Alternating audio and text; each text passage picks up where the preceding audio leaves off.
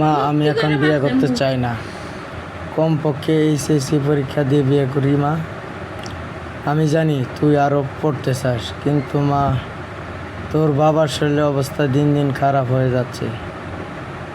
আজ আছে তো কাল নেই, আর তেমন ভালো কোনো সম্বন্ধ আসছে না। তাই আর না করিস না। না মা, ঠিক আছে, আমি বিয়ে করব, কিন্তু মা,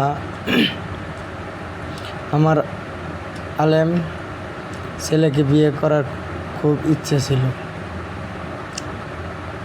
এটা আলেম ছেলের সাথে বিয়ে দিলে হয় না? খোঁজ তো আর কম করলাম না।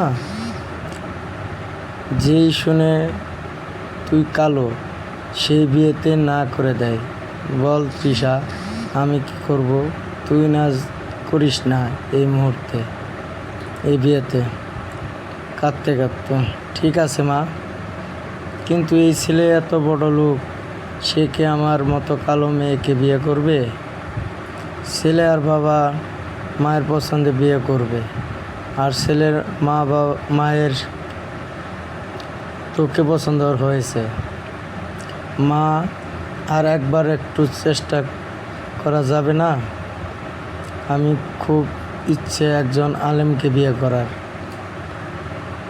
তোর বাবা আর কোনো ছেলে দেখতে চায় না, এই ছেলেকেই পছন্দ করেছে।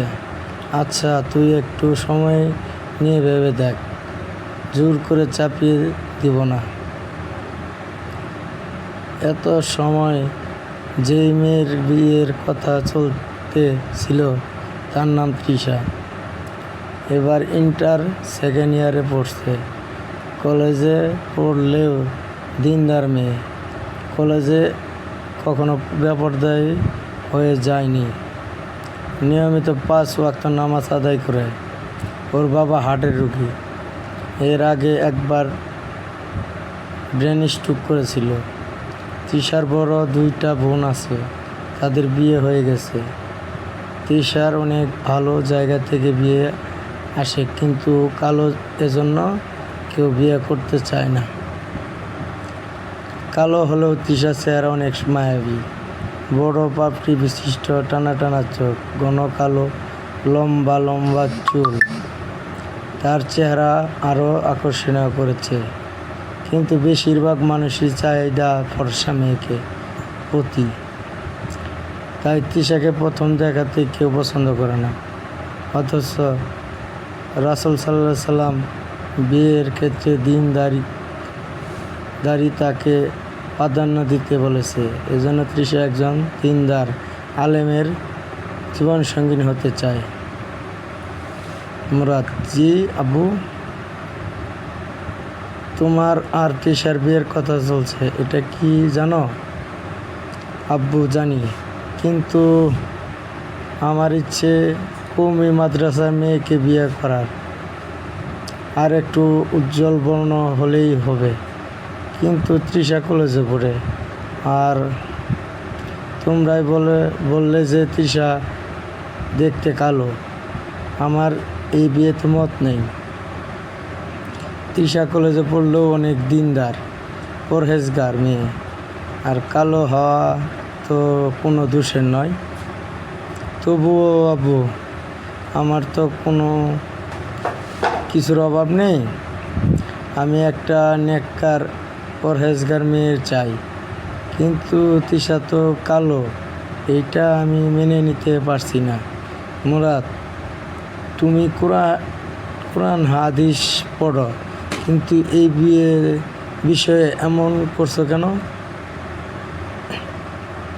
তুমি জানো না, হাদিসে বিয়ের জন্য মেয়ে নির্বাচনের জন্য দিনদারি তাকে বেশি গুরুত্ব দেওয়া হয়েছে,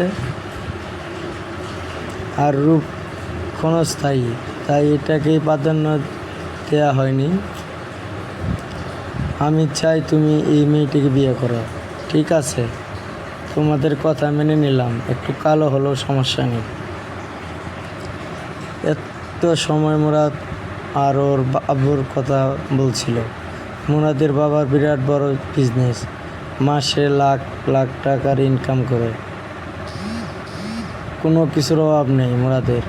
বিরাট বড় আলিশান বাড়ি। আর মুরাদের চেহারা দেখলে যে কেউ তার প্রতি আকৃষ্ট হয়ে যাবে।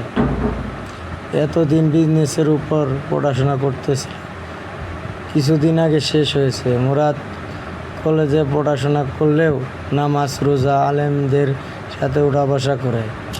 তাই হয়তো ওর কমই মাদ্রাসা মেয়েকে বিয়ে করার ইচ্ছে ছিল। আর মুরাদের দেখতেও সুদর্শন পুরুষ, এজন্য একটা ফর্সা মেয়ে বিয়ে করতে চেয়েছে। কিন্তু বাবা মায়ের পছন্দে বিয়ে করার ইচ্ছে থাকায় তিশার সাথে বিয়ের মত দিল। ফজরের আজান হচ্ছে। সাইমা ঘুম থেকে উঠে পড়ল, ওযু করে সালাত আদায় করলো, তারপর কোরআন তেলাওয়াত করে বসলো। পড়তে শুরু করলো। সূরা নিসা প্রথম আয়াতে বলল, হে মানব সমাজ, তোমরা আমাদের পালনকর্তাকে ভয় করো, যিনি তোমাদেরকে এক ব্যক্তি থেকে সৃষ্টি করেছে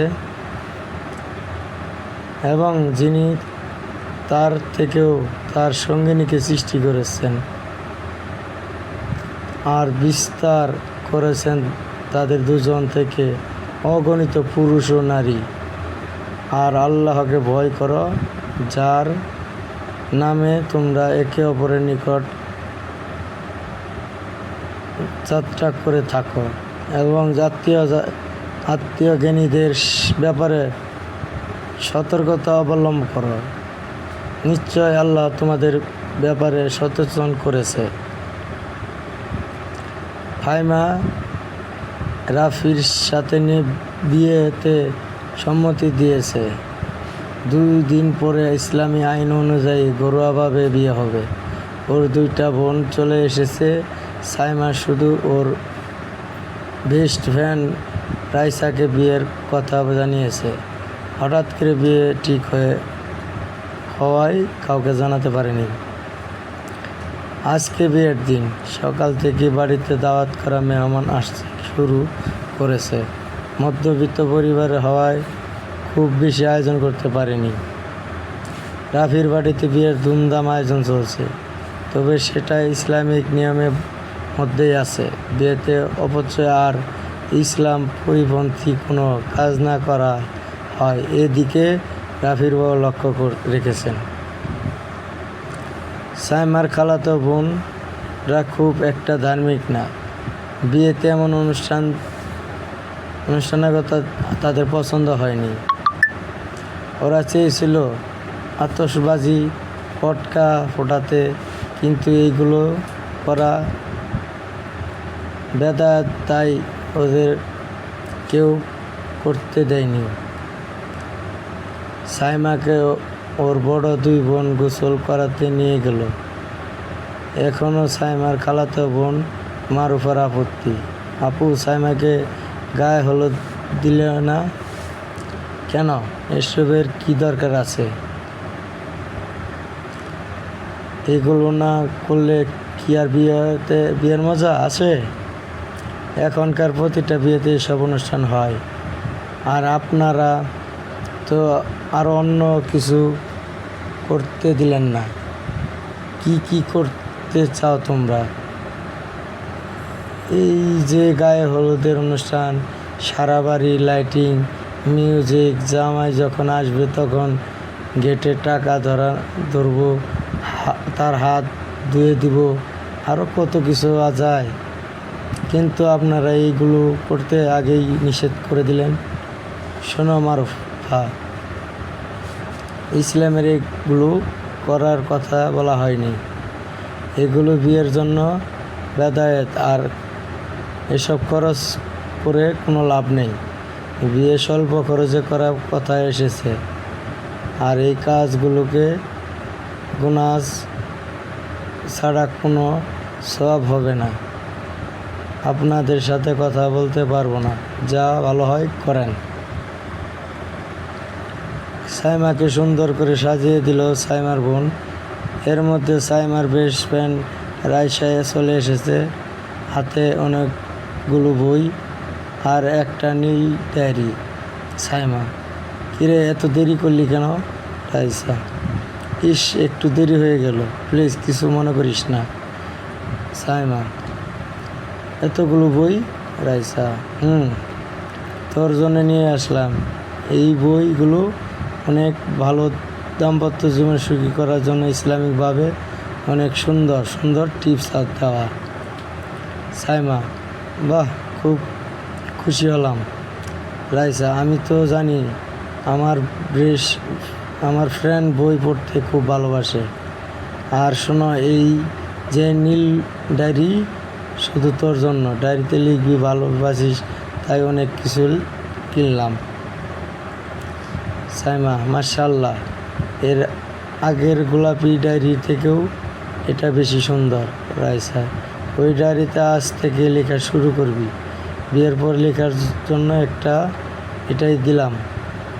অন্যগুলোতে লিখলো, এই ডায়েরিতে শুধু বিয়ের পরে দাম্পত্য জীবনের কথাগুলো লিখবি। এটা আমার আবদার, ঠিক আছে? কিছু সময় পরেই বরযাত্রী চলে আসলো। অল্প সময়ের মধ্যে বিয়ের কাজ শেষ হয়ে গেছে।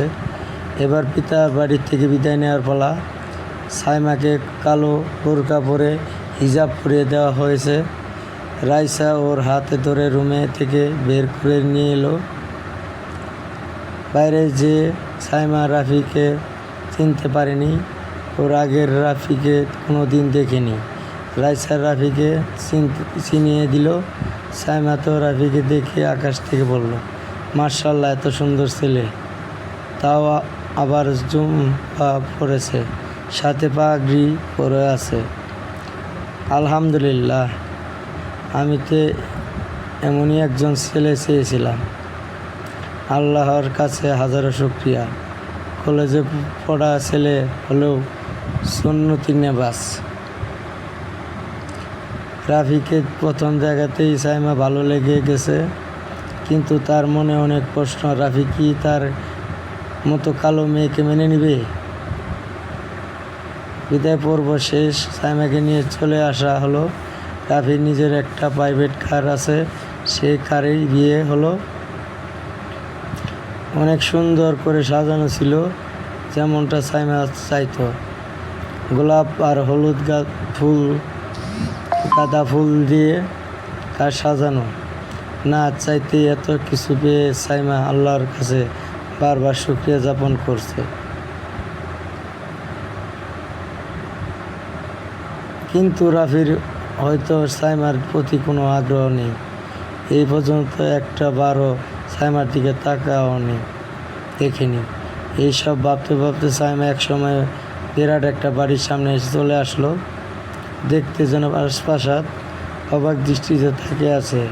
এত বড় বাড়িতে তার বিয়ে হয়েছে, সে ভাবতেও পারছে না। মাগরিবের নামাজের পর বাসর ঘরের আধারে নিয়ে মোরাদের চাচাতো বোনরা আর ভাবিরা বসে আছে। অনেক সুন্দর করে বাসর ঘর সাজানো হয়েছে। গোলাপ আর গাঁদা ফুলের সব কিছু ঢেকে গেছে। এমনিতেও মুরাদ রুম বিলাসবহুল। বিছানার পাশে একটা টেবিল রাখা আছে, সেখানেও ফুলের তোড়া রাখা। রুমের একটা দেয়ালে অনেক সুন্দর বইয়ের তাক আছে, ইসলামিক বই, গল্পের বই, উপন্যাস, আরও হরেক রকমের বইয়ের সমাহার সেখানে। দেখতে বেশ ভালোই লাগছে। দীর্ঘ সময় ওরা এসব দেখতেছিল। বিকাল থেকে অনেক প্রতিবেশী এসেছিল নতুন বউ দেখতে। কেউ অধরাকে পছন্দ করেনি, কারণ তার গায়ের রং। অনেকেই মুরাদকে বলেছে, তোমার মতো সুন্দর ছেলে সাথে এমন মেয়ে মানায় না। এসব শুনে মুরাদের অনেক খারাপ লাগছে। কাউকেও কিছু বলেনি। এশার নামাজের পর অধরাকে অনেক সুন্দর করে সাজিয়ে দিয়েছে মুরাদের ভাবিরা। মুরাদের ভাবিদের প্রথম অধরাকে পছন্দ না হলেও অধরার কথাবার্তা, আচার আচরণ ভালো লেগে গেছে। রাতে 10টা বেজে গেছে, এখনও মুরাদ আসেনি কেন? কি হলো? কি জানি একা একা এভাবে থাকতে ভালো লাগছে না। বিছানায় বসে এসব ভাবছি, হঠাৎ দরজার টোকা লাগার শব্দ হলো। মেরাজ, আসসালামু আলাইকুম, আসতে পারি? ওয়ালাইকুম আসসালাম। জি, অবশ্যই, ভিতরে আসে। মনের সব সংকোচ কাটিয়ে ভিতরে প্রবেশ করলাম। কতটা পিছিয়ে বসে আছে, চারিদিকে ফুল, আর মাঝে লাল শাড়ি পরে একটা মেয়ে বসে আছে। এতদিন এই দিনটার জন্য অপেক্ষা ছিলাম, আজ সেই দিন চলে এসেছে। কিন্তু আগের মতো সেই ফিলিংস কাজ করছে। রুমের মধ্যে এসে দাঁড়িয়ে গেলাম। এর আগে কোনো মেয়েদের কাছে যায়নি।